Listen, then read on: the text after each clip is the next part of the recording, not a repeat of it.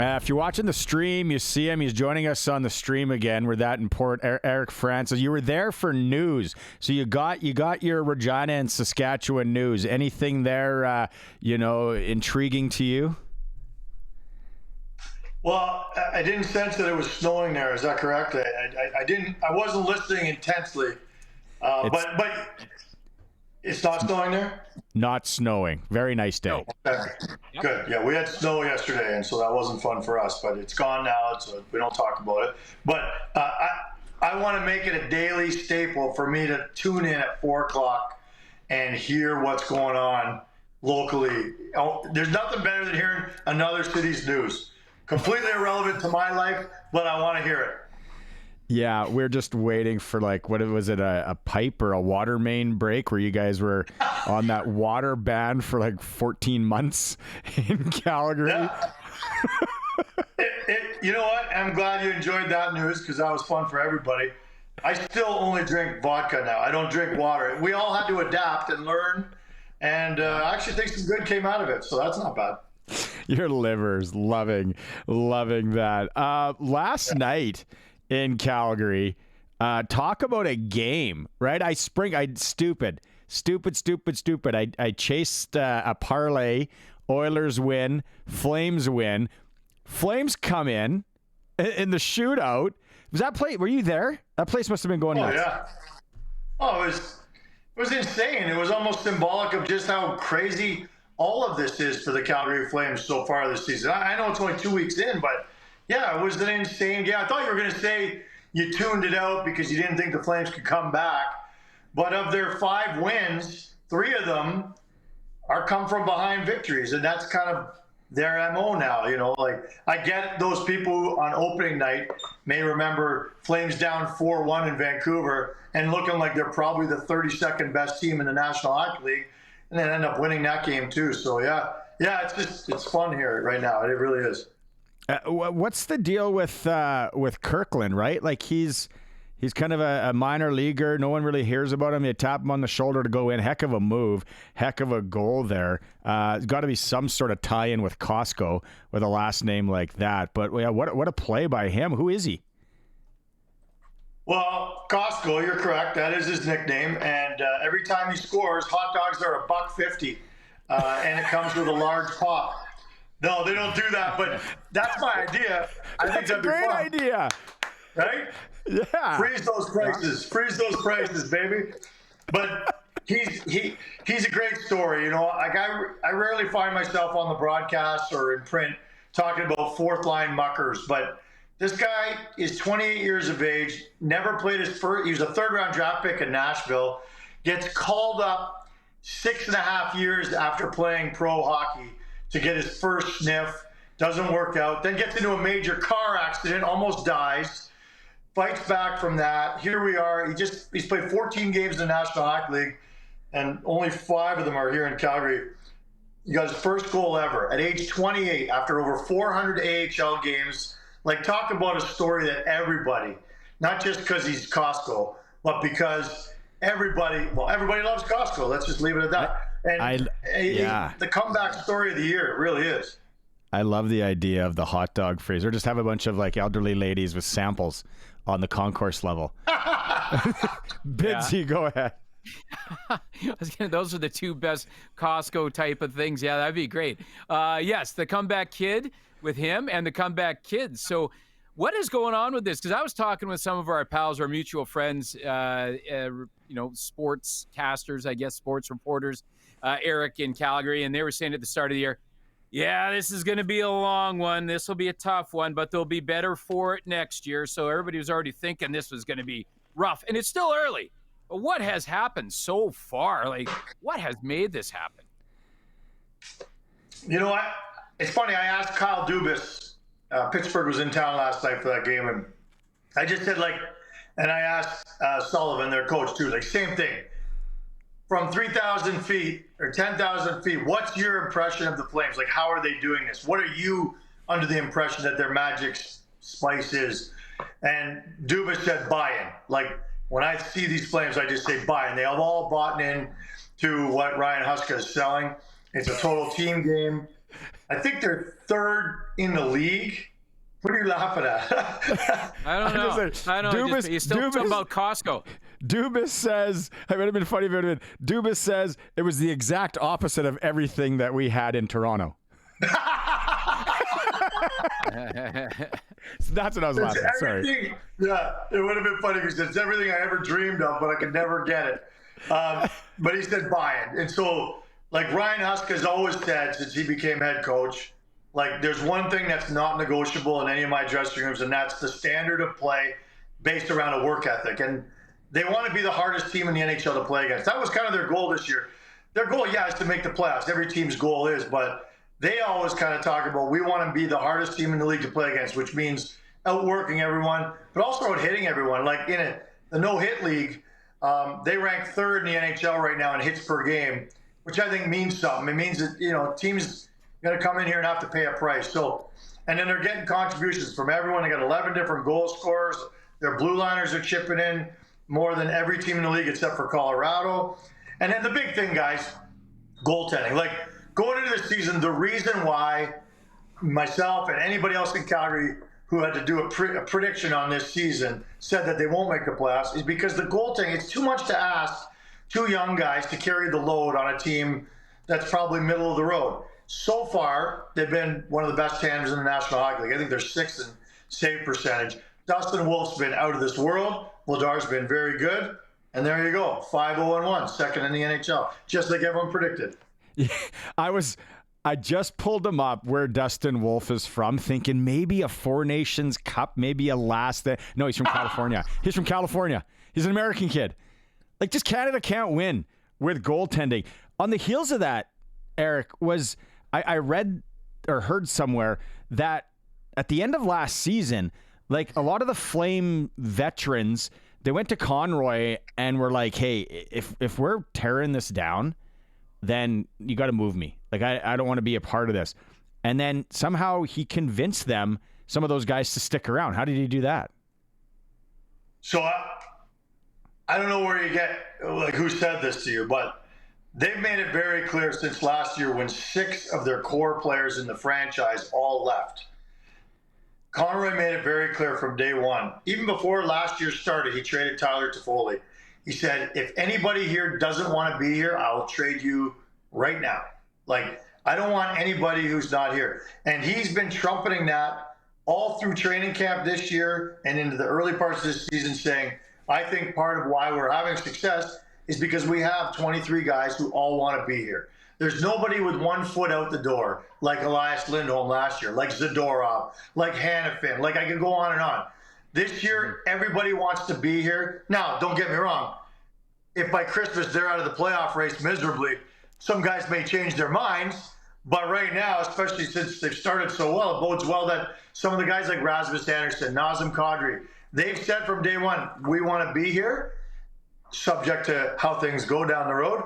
But right now, why would they not want to be here? Those two guys are two of the biggest leaders on the team right now. I think they've really taken pride in taking an ownership/leadership role and guiding this youngish, rebuildish kind of team as the two biggest veterans on the team. Okay, so up the road in the world's biggest trailer park, or whatever you taught me last year. Industrial Park. Industrial Park. Yeah. Like, they blow that lead. And I'm never going to go the other way on the Oilers again because they proved me wrong last year. I got egg on my face. I look like an idiot. People keep receipts. They kept chirping me, yada, yada. But when I watch Edmonton play, and I know we're early in the season here, and I watch Edmonton play, and then I watch Las Vegas play, it's almost like two different leagues. The depth that Vegas has that people are forgetting about. Thomas Hertl. I was like, oh, yeah, I forgot he's there. Hanifin. Yeah. Like, and I look at the Stanley Cup odds right now, the futures. Like, the Golden Knights are plus 1,400. I'm hammering that. That's value. I don't know. I don't know about the Oilers. Like, well, floor is yours. First of all, if you're betting on Vegas, that's a good tip for me to not bet on them. Second of all, we're not going the samesies again this year. No, we were both wrong with Dallas last year. Yeah. But Oh, yeah. Like, listen, Vegas is one of those teams who, hey, listen, it's run by McCrimmon, right? He's all about hard-nosed, big boy hockey. Get me as many farmers in here as I can so we can scare the hell out of anyone who comes into our little enclave here. And that's the way they play. They're a punishing, large hockey team. Edmonton is not a punishing team. Like, we saw last time Calgary was in Edmonton, Braden Pahal threw a hit on McDavid just after the whistle. And McDavid turned to the ref right away and pulled a Gretzky and was kind of like, why don't I get a penalty? And that was Wayne's old thing. He was the whiner, right? I'm supposed to say that as a Calgarian. But McDavid was complaining, and nobody on the Oilers team did a thing about it. Like, you're talking about a sixth defenseman who took a tiny bit of a liberty on the greatest player of our era, and nobody said anything to Paul or did anything to him the rest of the game. To me, I'm still old school. You still need to send messages. You still need to protect your most important assets at every turn. So you asked me, you're kind of asking the difference between like a contender like Vegas and a team right now that's trying to find its way like Edmonton. Edmonton will find its way, but they need to start being a little tougher about it first, I think. Yeah, they probably got a little spoiled, or maybe maybe it's just the Stanley Cup run hangover or making it to the Stanley Cup. Maybe it's that, but a little more refocused probably. I got to ask you about the Utah Hockey Club. You got a trip coming up there, the Flames, going there at the end of the month. What do you know about besides what we've seen on TV about how it's being received? Well, what I don't know right now is, like, to get a drink in Salt Lake City, I covered the Olympics there, whenever the hell that was. I'm so old, it was a long time ago. 2002. And you needed, there you go. Yeah, it wasn't the golden goal, but that was Canada's first Olympic gold. Yeah, the weird hat. I was there. Jesus. Katrina LeMay Doan went off, too.